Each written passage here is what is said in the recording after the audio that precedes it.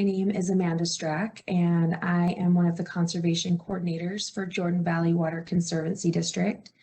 I have a bachelor's degree from Utah State University in residential landscape design and construction, and I have been lucky enough to work here for the district and work with Utah homeowners over the last few years on creating landscapes that work in our climate. As the conservation coordinator, I mostly work with residential water conservation programs. So a lot of you have probably already talked to me or maybe working with me on a project. So hopefully you all kind of get an idea of what I look like now since we haven't been able to see each other for the last year. And anyway, today I will be talking about plant combinations, planting with an artist's palette. I don't get to spend too much time talking about plants now that I'm working with the residential conservation programs.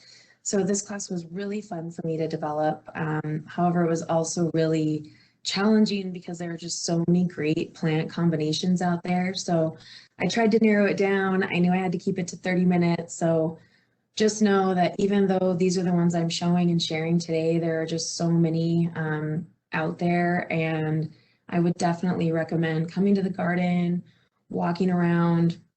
This time of year, I feel like the garden changes like on a weekly basis. So there's some weeks where we're really busy and we don't get a chance to walk around, and we try to make sure we find time to just get out there and see what's happening, because there will just be like mulch and a few plants, and the next week it's just exploding with flowers. So definitely come out, find some plants that you love for yourself and for your own space. So before we start talking about just plant combinations, I just first want to talk about planting beds in general. These are the remaining spaces within the landscape where you haven't designated specific functions for activities, recreation, or gathering. The planting beds will incorporate the plant density of your choosing. Drip irrigation, which we've just heard Natalie talk about how to switch to drip. Bailey talked about the side yard, and the planting beds are really where this is all happening. So we're switching the zones to drip irrigation, and then we're incorporating all of these beautiful plants. And then we're also using a really thick layer of mulch. We had a question earlier about how to keep weeds down, and here at the garden, those are the two main things that we do. We irrigate with drip irrigation, and we use a really thick layer of mulch. We do replenish mulch every year. And for those of us that have spent our time working in the garden, we all have running jokes about mulch mustaches and things like that. We've all had our fair share of just being covered in mulch, and it's just part of general practice for maintaining planting beds. So if you're doing those two things, you're already having a really good start on just cutting back maintenance. Also making sure that weed seeds don't get to flower, and so, drop more seeds and create more seeds. I know that's not always ideal, but that's another way that we keep our garden here really well maintained. So you can see in this photo, there are only a few plants blooming. However, there is a lot of interest happening by using just these specific plant combinations. And today I will be talking about just the plant portion of the planting beds, and I will cover these areas in more detail. I want to talk about things like plant texture, foliage color, plant layers, and then of course bloom time, which is something that we all look forward to. So using plant combinations where one plant has a sharp texture next to another plant with a soft or airy foliage, you can really create a space where the plants are sharing a location, but at the same time, they can also be really distinct. So on the left of this photograph, you can see a Colorado blue spruce and a variety of agastache. The sharp needles of a spruce combined with the soft tubular flowers of the agastache really just create a beautiful space and give texture to the planting bed. On the right are sea holly and euphorbia. Not only does this plant combination offer a texture difference, but also in form, as the euphorbia sort of billows over the ground and the sea holly stands more sharp and erect next to the euphorbia. So you can use the texture to create different spaces for these plants, but also have them feel like they belong together. Here's another combination where, you know, texture plays a big role. This is Blonde Ambition Blue Grama Grass and Orange Rocket Barberry. And these two combined are just stunning. You know, before the blue grama has the like really cool looking seed heads on the top, it's just, even when it's just like looking like a typical grass, it's very beautiful next to the barberry because the color contrast is so sharp. But then when it has these seed heads pop out, it's just even more beautiful and just there's more things going on. And as I'm sure you all know, the barberry has a very sharp texture as well. And so combined together, they just look really, really beautiful. And then also, you know, in this space in particular, we've got this small water feature that's going on. And so it's just creating a really nice space that feels serene, but it also just has a lot going on, but it's like simple at the same time. So it's really a fun space. And this is at the garden, so you can come and see this in person. So when you're adding texture to any planting bed, especially along a path, use different texture as the eye wanders. So you can see that as the path curves, there are different textures that are happening. Here we have Russian sage in the front on the left, and then a switchgrass in the background on the right, and then this sea of gold juniper in the lower right-hand corner. And so they've all got different textures. The Russian sage is, you know, very tall and upright, and then the jaggedness of the juniper over in the on the right in the foreground, and then sort of this airy texture happening in the background with the grass. And so it just creates this very inviting space as you're traversing this path. It's really fun. So when combining plants for texture, they don't always have to be like these obviously contrasting textures. Using textures that are similar but have slight differences to them can also add interest. This picture is just like 3 different types of plants and it's just stunning and there's a lot going on. So pictured here, there are all plants that have linear leaves, but some are more erect. And the shapes of the seed heads and foliage color differences create a really beautiful combination of the plants. So the grass in the back is a flame grass with its beautiful foliage color. And then in the middle is a Hamel fountain grass. And in the front are the leaves of a daylily plant.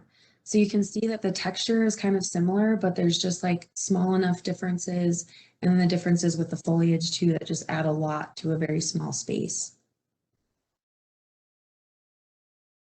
Here are a few others that would add some texture to your planting beds. Like I said earlier, there's just so many great options and I couldn't like show everything at once. So I wanted to add these little pictures to the presentation to just give you some ideas that are also out there. Starting on the top on the left, there's a gold variegated sweet iris. This iris stands about 22 to 24 inches tall and about 12 to 24 inches wide. The flowers are really fragrant. If you've never smelled them, you'll have to come check them out at the garden if you don't end up incorporating your own into the landscape. It's just a really fragrant, we all joke around that it smells like grape Kool-Aid or something like that. And they're just a really fun plant to have around, but also they create this amazing texture throughout the garden. Like where we have them planted in clumps, they just kind of burst out and just create this great texture in the middle of the planting bed. Right next to that, I have silver sage. That plant gets 2 to 4 feet tall and 1 to 2 feet wide. It has white flowers that need to be removed after they're spent. But this plant, I love it when it comes up every year. It's super, super soft and the flowers aren't even like the best part of it. It's just this texture of the foliage that really gives it a lot of character and adds a lot to the garden. The next plant is a Perry's agave. This plant we do have to keep covered up in the winter, so it may not do so well if you just leave it exposed. So definitely cover it up and keep an eye on it. It doesn't love our cold winters, but you can just see for yourself like just how stunning and beautiful it is with all of its texture and sharp needles and just the shape to the leaves too. It's just beautiful. The sea kale is about 24 inches tall and 24 to 30 inches wide. It has these really large waxy leaves with white daisy-like flowers that grow in clusters during the spring. And just this texture of the foliage alone is worth having around the garden. A lot of people aren't familiar with this plant. I think we planted it here maybe 3 to 4 years ago, and it hasn't grown like super fast, but it's just a fun one that we have in our planting bed close to the education center. So right next to that is a bird art and sage. It gets 18 to 24 inches tall and wide. It has blue flowers in the summer and does well in full sun areas. And then in that same picture is a Santolina. Those plants get 24 inches tall and about 36 inches wide. They have yellow flowers and bloom from June to August. And you can see here, like, nothing's blooming. It's just all the texture of the leaves that really are kind of standing out. And then last but not least is the Coral Reef Oriental Poppy. It's 20 to 32 inches tall and 24 inches wide. This gets pink flowers, but the leaves have this really sort of, I don't know how to describe that, sort of like a frilly look. And then also the buds just are very interesting before they open up and then have these really airy flowers. So that's also a fun plant to add for some texture in any planting bed. Next, I wanted to talk about foliage color. So foliage color combinations just make such a striking impact in planting beds. Not only do they immediately just catch your eye, but they also compensate for the rest of the planting bed when no flowers are in bloom. These two plants are actually right outside of our employee break room at the garden. And every spring, it's just, you walk out and I mean, they just kind of take your breath away every time you see them. And they're just really fun to look at. And whenever you're designing a planting bed, just make sure that you're incorporating groupings of plants with contrasting foliage color in your planting beds. They really just add a lot. Pictured here is a golden mock orange paired with Japanese barberries. So barberries have gotten a sort of a bad rap over the years by being overused in many commercial applications. However, this plant has foliage that really is incomparable with its deep purple color. It gets cute little yellow flowers in the spring. I personally have them planted around some basement windows, so they also kind of help with security as far as, I mean, nobody wants to get in that planting bed. I don't even want to get in that planting bed to maintain it. And so the idea of trying, somebody trying to get into those windows is like, it's not going to happen as easily, but really, there's so many uses for this plant, and there's actually so many different varieties out there that have different colors, they have different shapes, and I think you'll see that I use them a lot. So they're a great plant to use for foliage color. So yeah, speaking of, here's another combination using barberry. This one uses Hellman Pillar Japanese barberry and silver carpet lamb's ear. So it's just really, really simple, but it's also another one of those beds that's just very stunning. So especially when the new growth of the lamb's ear is kind of brightening up the deep purple hues of the barberry and just contrasting one another, it just looks striking. This Hellman Pillar variety is a columnar shrub that is really perfect for skinny planting beds, which we get a lot of questions about when we're out on visits. So it stands 4 to 5 feet tall and it gets 1 to 2 feet wide. So if you've got a narrow bed and you need some color, or even if you've just got a really narrow planting bed in one of your side yards, and you don't know what to do, this is a great way to create some color, but also just have some simplicity and not have to do a lot.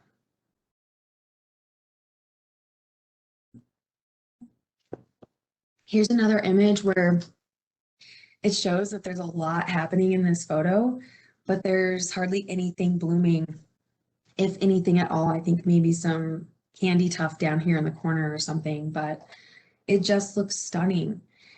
And so back in the back with the red foliage, there's a gray smoke tree that's really beautiful. To the right of the smoke tree is a Bush's Lace Engelmann spruce with a blue-gray foliage.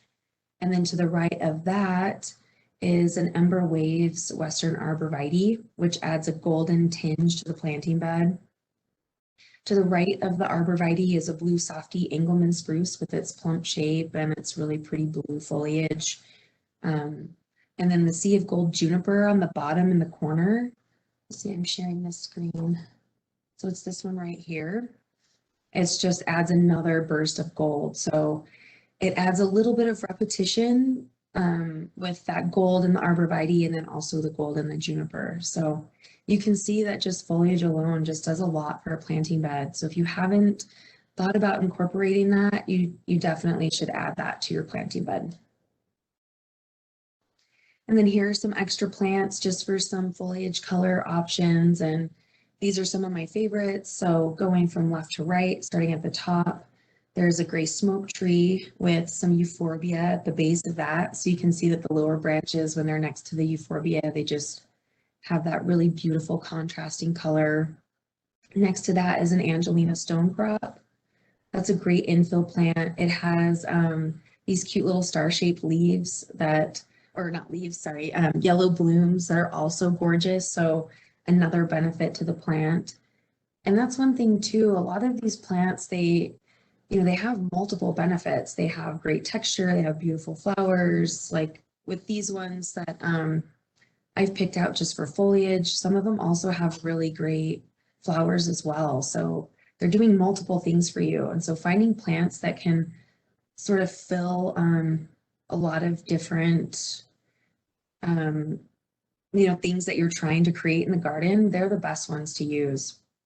So next to the Angelina stonecrop, I've added some silver-edged horehound. This is one of my favorite plants. It's super simple, but it's soft. It's got this great foliage color, and it looks really striking next to like a colorful rock mulch or next to plants that have really bright blooms. So it's a really fun one to use. And then blue oatgrass, this one's also one of my favorites. It's just kind of one of those tried and true plants where it seems to work anywhere. The seed heads are like really airy and gorgeous. And then you also get this great foliage color from it. And it doesn't take a lot of maintenance. You just kind of rake it out and you're done with it. And it's just beautiful. It's just simple and it's easy to use. So definitely incorporate that guy. And then down here on the bottom, there's the color guard yucca, which is really great. It gets 3 to 6 feet tall and 2 to 3 feet wide. It's a wonderful plant, like as a perimeter or foundation plant, and it also gets a creamy white flower. So this bottom one is Carson's Winter Gold Mugo Pine. This plant has become really popular over the last few years. We started using it in the garden a couple years ago, and we all just fell in love with it right away because during the winter, it just becomes this bright gold color. So when everything's kind of like gloomy and not really happening, it stands out and it's gorgeous. So you should definitely incorporate it. It starts out kind of green and then just gets this gold color as it matures. So next I want to talk about creating plant layers. If you've got all these beautiful plants in the planting bed, but you can't see them because some are blocking each other, it's really important to incorporate some that just sit well together and don't block any views. And so you can just really focus on what's happening within the planting bed. So here shown on the left are some shorter ornamental grasses in the front. Then next to them are Japanese barberry in the middle, which is hard to tell now, but it will get much taller than the grass. And then there's some tiger eye sumacs in the very back, where with those, they'll end up filling in and then sort of creating like a plant barrier between this person's house and then the neighbor's house. So it's also nice to use plants to create a screen or even a border. And then you'll always want those to be your tallest plants in the back. On the right, again, is a Japanese barberry. So see, I said I was probably going to be using this plant a lot. Then there's a gold variegated sweet iris and then Greek yarrow down in the front. And so these plant layers are definitely more distinct. You can create a great plant combination that either has layers that are really well defined, like the one on the right, or maybe something that's going to be more subtle, like the image on the left. Like I said, it's kind of hard to imagine right now, but the one on the left, they will be more, sort of subtle rather than just like this really defined step. But either way, they're great. You can see all the plants that are being used in the planting bed. So when planting in layers, don't just consider like short to tall, but also think about combinations of plant layers that can be visible around something like this path area. You want to make sure that you're layering your planting beds, as you're layering your planting beds, you're also paying attention to which direction they'll be viewed from. We work with our park strip program a lot, and so people are always trying to design the park strip. And in that space in particular, it's going to be viewed from all different angles. So it's great to have taller plants in the middle and then sort of the shorter plants around it. And kind of similar with this path area, you want to pay attention to, sort of having the shorter plants in the front as you're kind of starting out on the path, but then having them get taller behind it and then just kind of continuing that on as you go. So just to name out a few of the plants in this picture, because if I don't, somebody will definitely ask. Right here in the front on the left is Jupiter's beard. We've got some Maynight sage over on the right with the big purple flowers that are standing out. And then behind that, there's an elfin pink penstemon. Kind of peeking out behind that is a sea of gold juniper. And then even farther behind that is a pine leaf penstemon. So here's another combination that's a little bit more subtle. The Goldstern Black-Eyed Susans get to be about 3 feet tall and 2 feet wide. They bloom June to September and look amazing with their gold blooms next to the Cheyenne Spirit coneflower. The Cheyenne Spirit takes a little bit longer before it opens up, but they start in July and get to be about 2 feet tall and wide, and they'll bloom until September. So with this color combo, you'll have amazing color all the way until fall. So definitely, creating this layer would give you a lot happening just with those two plants. So here's a small sample of some of my favorite taller plants that would work well in places where you want something with some height. Starting from left to right is the Horstman Blue Atlas Cedar. It gets about 8 to 10 feet tall and 5 to 6 feet wide. It has silver blue foliage. This would work really well in a narrow planting bed. Again, I selected some that are narrower in shape because we just get asked this question a ton. So we're always looking for columnar plant recommendations. And this is one of them that would work really well.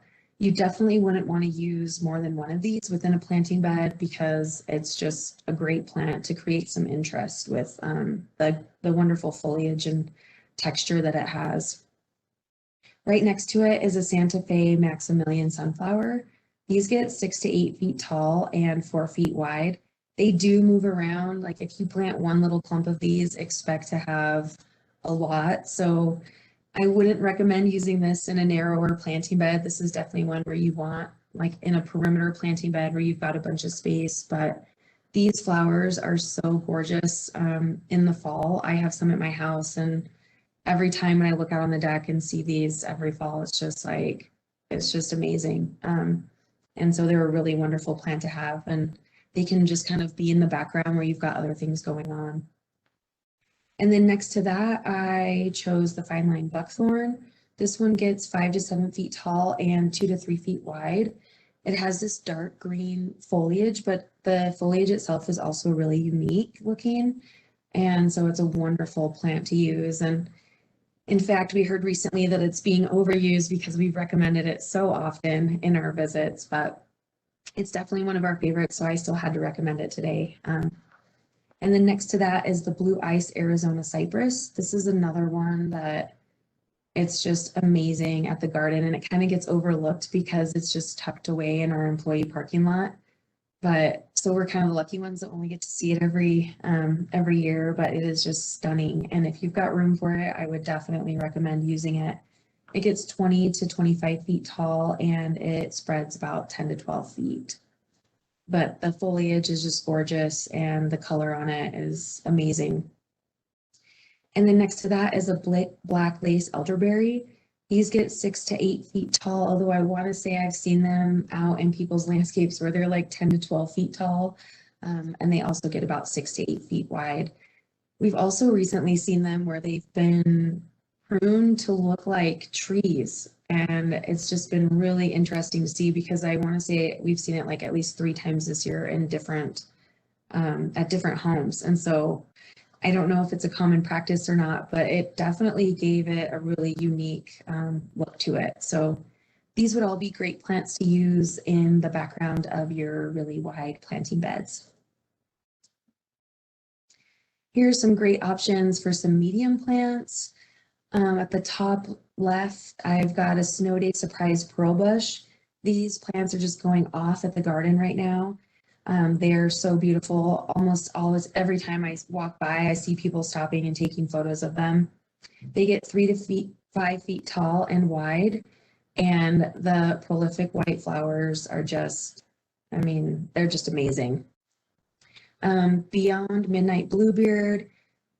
Bluebeards are personally one of my favorites. They get covered in pollinators and they have a lot of flowers, as you can see here as well, and they're just a beautiful plant, and they're really, really hardy. So this one gets about 2 to 2.5 feet tall and wide, and they're a late summer bloomer, and so they're great. They're a great addition to any planting bed for some fall color.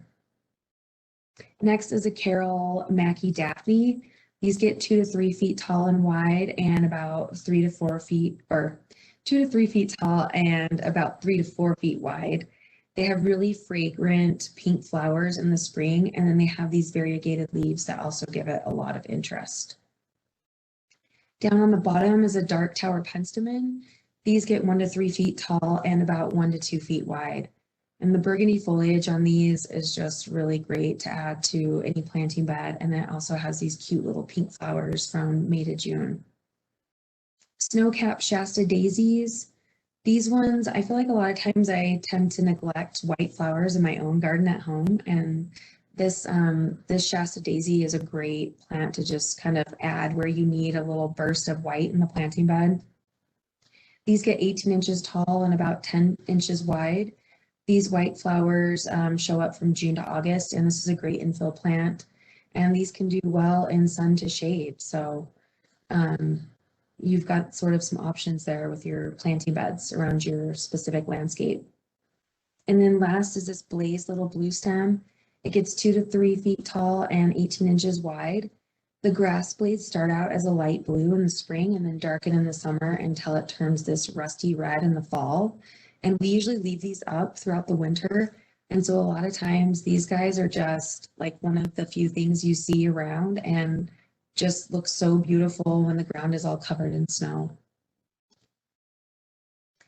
So for some lower options, lower plant layer options, on the left is a blue chip juniper. Juniper is another plant that kind of gets a bad rap for a lot of the junipers that were overplanted, but there's so many juniper varieties now where it's not even funny. You can find a juniper for every situation you need within a planting bed. And these low creeping junipers are just fabulous. They look beautiful. They take up a lot of space. There's a lot of people who often don't want to use a lot of plants, and they see that we've got full planting beds, but you don't have to use a lot of plants to create a full looking planting bed. And one way by doing that is some of these lower plants like the juniper. And so you can get them where they've got gold in the leaves, they creep, they do all these cool things. So don't overlook junipers. Next is a soapwort. This plant is also just beautiful every spring. It's like, I feel like I'm seeing it for the first time again because it just brings so much to the planting beds.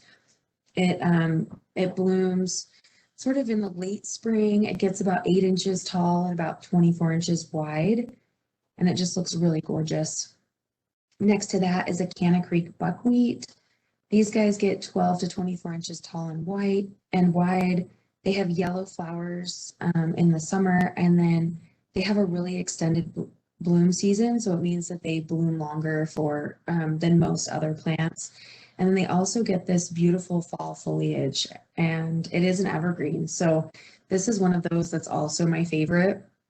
A lot of times Cynthia will tease that she knows who has done designs around the garden because Sean and I tend to use some of the same plants a lot because they're just tried and true plants that work really well, and they just bring a lot to the planting bed. So Down here on the left is a mountain flame fire chalice.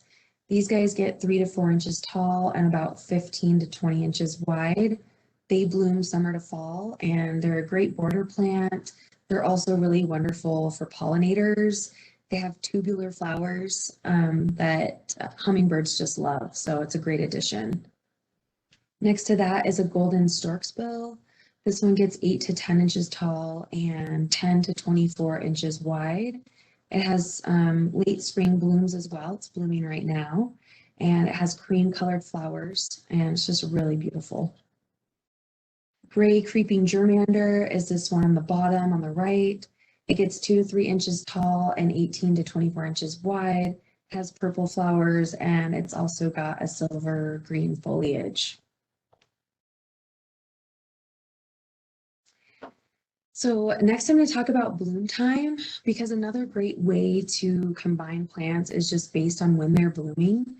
And I just talked about these in a little more detail, but these plants are so wonderful in combination. You can see in the picture in the middle that they're just, stunning. Like I said, I've worked at the garden now for about 6 years, and every spring I'm just in awe of them. It's like I come out and I just feel like I'm seeing it all again for the first time, and I kind of forget about some plants during the winter, and then here they are, and they're just kind of irresistible.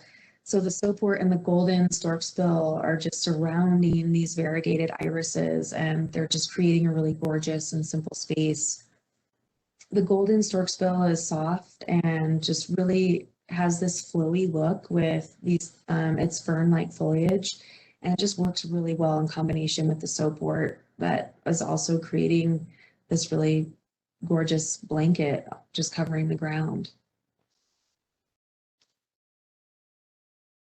So these are some other spring bloomers. So this variation of purple hues is a fun combo for the spring months. There's a wide variety of alliums or ornamental onions out there that can add texture and vibrancy to the planting beds.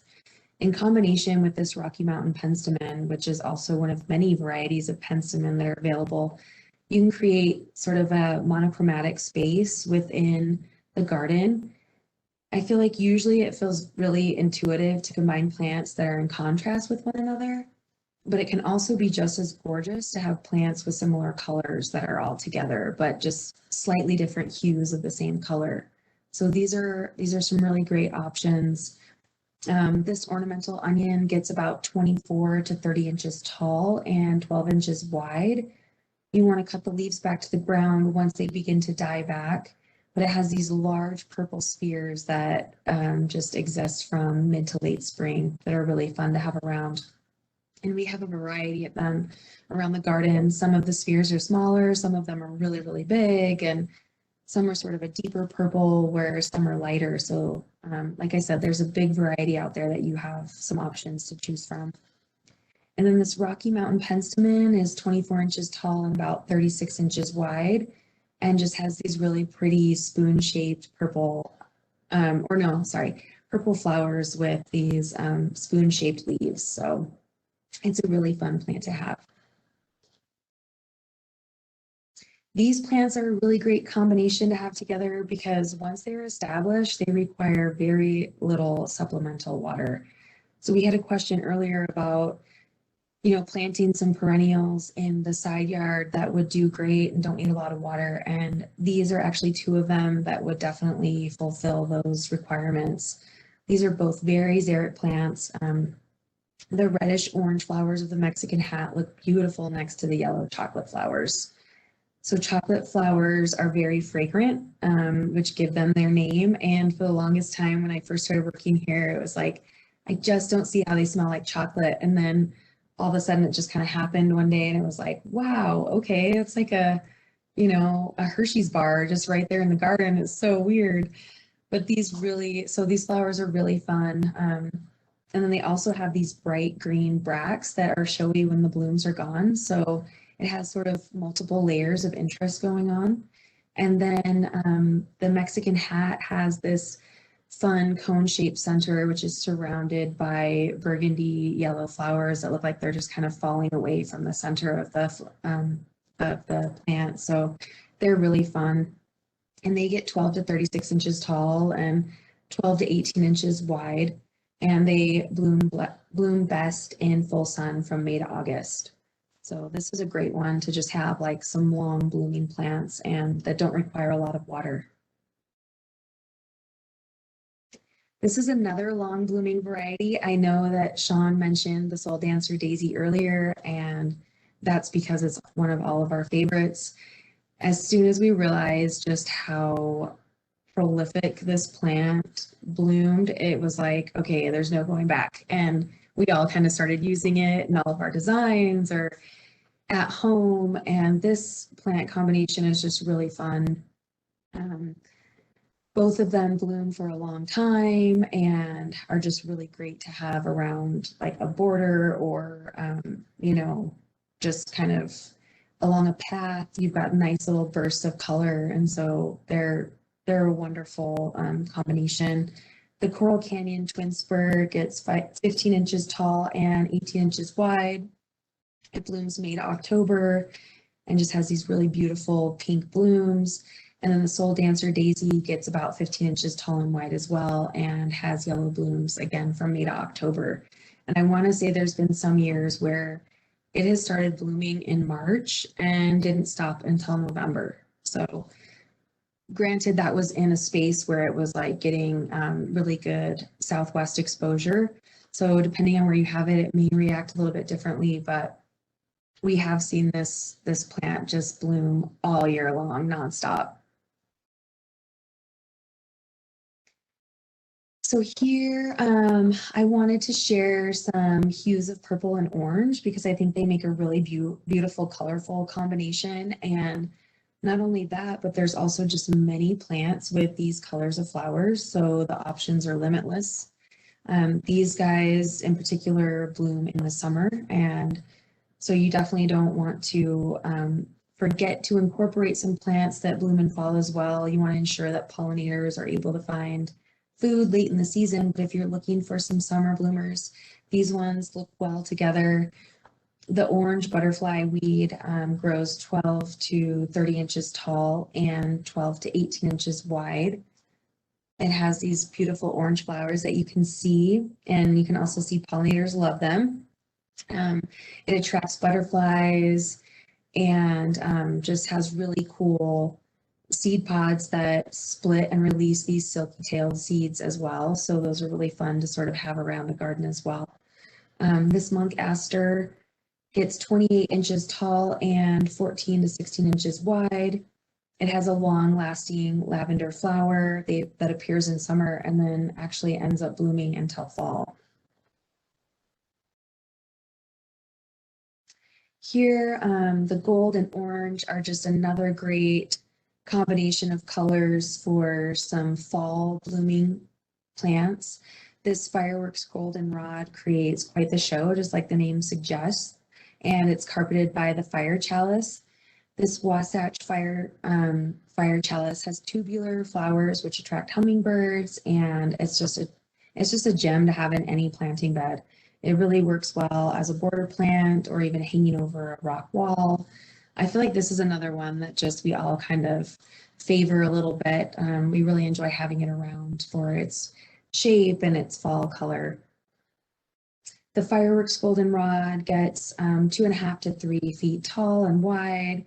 It has these panicles of gold flowers that burst out along stiff branches from late summer to early fall and just looks really beautiful. So these are a great combination to have together.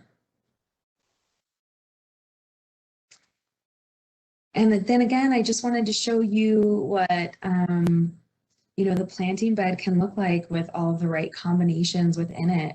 There are so many plants that look amazing together.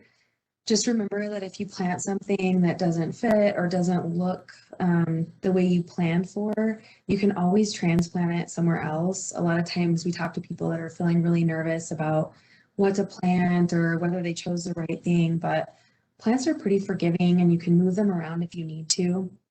One of the biggest things is just making sure that you've allotted the correct amount of space for the plant that you're putting there. You don't want to create more maintenance within the planting beds than you need to. And like I said earlier, irrigating them with drip really, really helps the plants to just have the water going right to the roots, and you're not trying to deal with blocked spray heads or watering weeds and creating more work for yourself. So, but ultimately plants can just make any space more beautiful, as you can see in this picture. So don't be afraid to try a few things, even if something doesn't work. It happens to all of us. We've been working in the garden or we've gone to school for this stuff, and still we have plants that die. So there's really no way to get around that part. But anyway, that's it for me.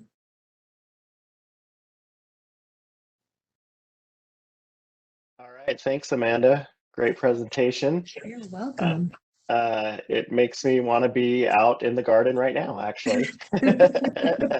It's looking great out there, and we've got a lot of these plant combinations that Amanda has shown out in the garden blooming right now and looking good. We've been able to handle most of the questions that have come through, but one that came through at the end is they're wondering about vines. Are there any vines that you Ooh, would recommend as part of like a combination or that just do well here? I can't believe I didn't share any vines. That's so weird. I said it was so hard to narrow it down. Yeah. We have some plants at the garden that are just spectacular. Chocolate vine's really fun. Um, there's a honeysuckle that I love and I cannot think of the name of it. Oh yeah, Kinsley's Ghost is one that's just gorgeous. It's not really Mhm, flowers, but it's known for its foliage and the way it looks. mhm. That is a great Tree one. I that's love it too. growing. Yeah, what's growing right next to the planting shed? That's a fall blooming. Is it a clematis? Yeah, there's a sweet autumn clematis, Yeah, that one. which is nice. Yeah, that one's really gorgeous. There's all That different varieties of clematis that are available. Yeah, and the cool My thing about that one is it blooms towards the end of the year. Yeah. my favorite is golden hops. I have it Ooh, growing yeah. pergola in my yard because it will die back to the ground. And since it's on a wood structure, I can peel it off every few years and restain my wood structure with the vine being completely out of the way. And then it will Oh, just nice. up and cover the structure again. Nice. Yeah, great suggestion, Cynthia. Yeah, Thank that's you. a definite benefit to a vine. All right. We're out of time for this session. Thanks, Amanda. Thank you.